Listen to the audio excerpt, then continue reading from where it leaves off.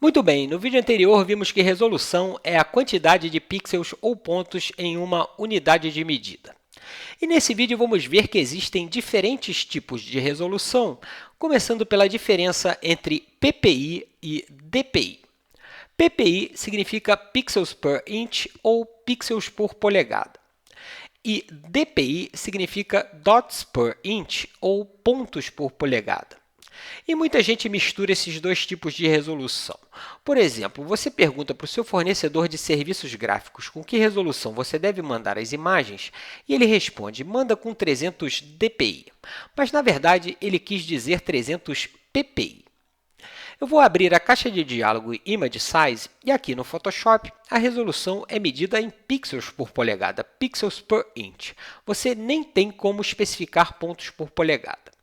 Então, é importante entender a diferença e evitar confusão.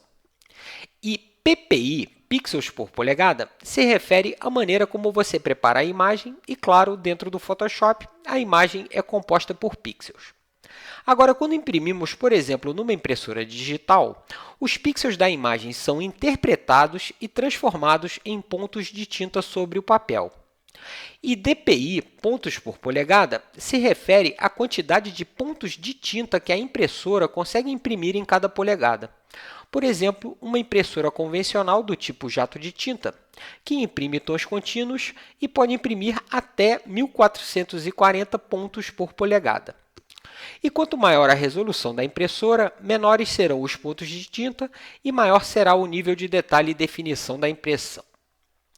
E existe ainda um terceiro tipo de resolução, LPI, Lines per Inch, que significa linhas por polegada. E essa é a resolução da retícula meio-tom, típica da impressão offset e também conhecida como linhatura.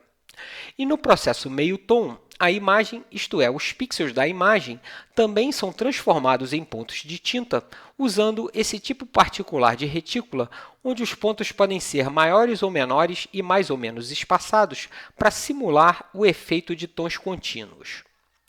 E aqui também, quanto maior a resolução, isto é, quanto maior a linhatura, menores serão os pontos e maior será o nível de detalhe e a definição da impressão.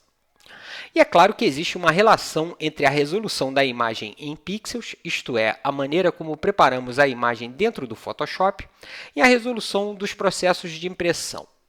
E no próximo vídeo, vamos ver que resolução nossas imagens devem ter em função desses diferentes processos. Fique ligado!